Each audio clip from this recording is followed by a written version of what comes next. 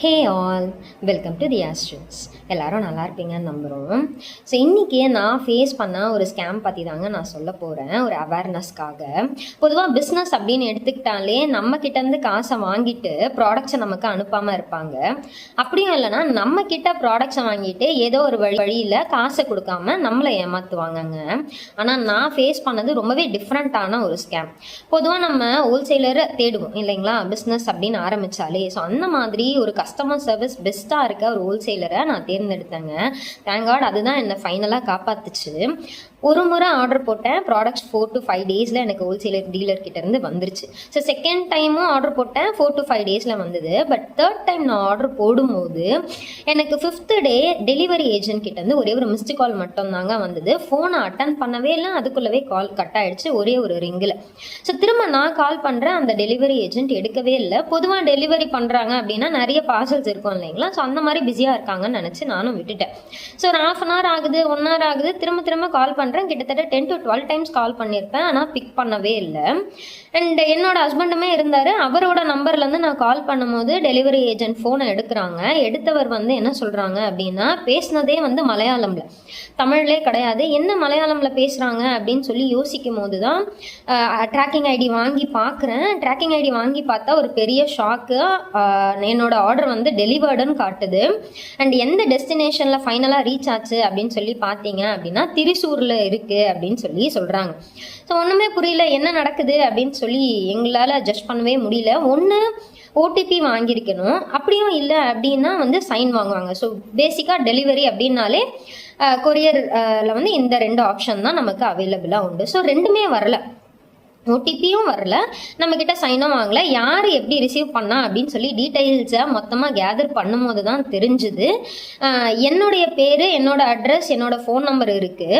ஆனால் என்னுடைய பேருக்கு முன்னாடி இன்னொரு பேரை சிம்பிளாக அட்டாச் பண்ணி வச்சுருக்காங்க. நான் அந்த டெலிவரி ஏஜென்ட் கிட்ட கால் பண்ணி கேட்குறேன், பார்சலை ரிட்ரைவ் பண்ணுங்க, சென்னை எங்கே இருக்குது, திரிசூர் எங்கே இருக்குது, அதில் அட்ரஸ் இருக்குது இல்லைங்களா, அந்த ஃபோன் நம்பர்லேருந்து தானே நான் கால் பண்ணுறேன்னும் போது நீங்கள் டைரெக்டாக மெயின் பிரான்ச்சில் பேசிக்கோங்க அப்படின்னு சொல்லிட்டு ஃபோனை கட் பண்ணிட்டாங்க. மெயின் பிரான்ச்சுக்கு கால் பண்ணால் அவங்க ஒரே ஒரு வார்த்தை தான் சொன்னாங்க, அங்கே இருக்க பேர் இருக்கு இல்லைங்களா, அந்த பர்சன் கிட்ட தான் நாங்கள் டெலிவரி பண்ணோம், சைனுமே அந்த பர்சன் தான் போட்டிருக்காங்க பாருங்கன்னு சொல்லிட்டு பட்டனு ஃபோனை வச்சுட்டாங்க. திரும்ப நாங்கள் கால் பண்ணுறோம், எடுக்கவே இல்லை. ஸோ டீட்டெயில்ஸ் கேதர் பண்ணும்போது தான் தெரிஞ்சுது, என்னுடைய பேருக்கு முன்னாடி இன்னொரு பேரை அட்டாச் பண்ணியிருக்காங்க அப்படின்னும். ஆனால் அட்ரஸ், ஃபோன் நம்பர் ரெண்டுமே என்னோடது தான். அண்டு அதே பர்சன், என் பேருக்கு முன்னாடி ஒரு பர்சனோட பேரை ஆட் பண்ணியிருந்தாங்க இல்லைங்களா, அந்த பொண்ணு தான் அந்த இடத்துல கையெழுத்தும் போட்டிருக்காங்க. ஸோ தேங்க் காட், நான் ஃபஸ்ட்டே சொன்னேன் இல்லைங்களா, என்னுடைய ஹோல்சேல் டீலர் கஸ்டமருக்கு ரொம்பவே நல்லாவே ஃப்ரெண்ட்லியாக மூவ் பண்ணதுனால நான் அவங்கக்கிட்ட குவாரி ரைஸ் பண்ணேன். என்ன ரைஸ் பண்ணேன் அப்படின்னா, என்னோட பேருக்கு முன்னாடி இந்த ட்ராக்கிங் ஐடி யூஸ் பண்ணி பார்த்தா ஒருத்தருடைய பேர் இருக்குது, இது எப்படின்னு கேட்கும்போது அவங்க அதுக்கப்புறமா தான் கண்டுபிடிச்சாங்க, இன் பிட்வீனில் டெலிவரி பர்சன்ஸ் பண்ண வேலை இது அப்படின்னு சொல்லி கண்டுபிடிச்சி தேங்க் காட் வித்தின் ஒரு வீக்லேயே என்னுடைய ப்ராடக்ட்ஸ் எனக்கு திரும்ப ரிசீவ் ஆகிடுச்சு. ஸோ பொதுவாக எல்லாரும் டீலர்கிட்ட இருந்தோ அல்லது செல்லர் அந்த மாதிரி இவங்களுக்குள்ளே தான் நமக்கு பிரச்சனை ஏற்படும்னு நான் நினச்சேன்.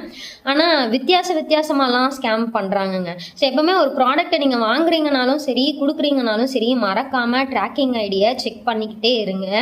அதுதான் நமக்கு ஒரு பெஸ்ட்டு சொல்யூஷனாக இருக்கும்னு நம்புகிறேன். அண்ட் நிறைய பேர் ஜுவல்லரிக்கு லோகோ க்ரியேட் பண்ணுறீங்க, அந்த கொரியர் பேக்ஸுக்கு கஸ்டமைஸ் பண்ணி வாங்குறோம் இல்லைங்களா, ஸோ அதை கொஞ்சம் தவிர்க்கிறது நல்லது அப்படின்னு நினைக்கிறேன். ஏன் அப்படின்னா அதுவே ஸ்பெசிஃபிக்காக உள்ள ஜுவல்லரி தான் இருக்குது அப்படின்னு சொல்கிறது நமக்கு காட்டி கொடுக்கும்.